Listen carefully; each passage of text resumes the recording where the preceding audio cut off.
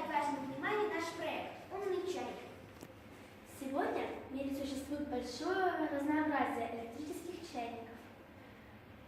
Чайники становятся умнее, они не только кипятят воду, но и выполняют различные функции.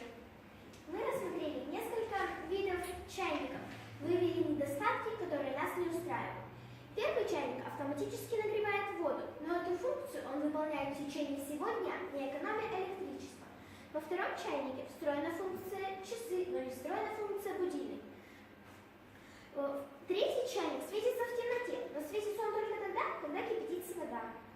Мы решили собрать свой умный чайник, соединив воедино всевозможные функции и сделать его еще лучше. А как из обычного чайника сделать умный? Это очень просто. Первое. Взять обычный электрический чайник. Второе. Взять конструктор Хуна МРТ с другими уровнями платы. Третье. Разработать и подключить отсутствующие модули. Четвертое. Соединить все воедино. И пятое. Написать программу. И вот что у нас получилось.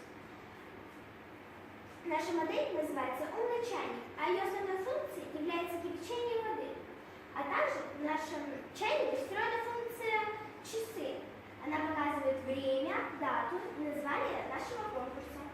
Еще в нашем чайнике есть функция будильника.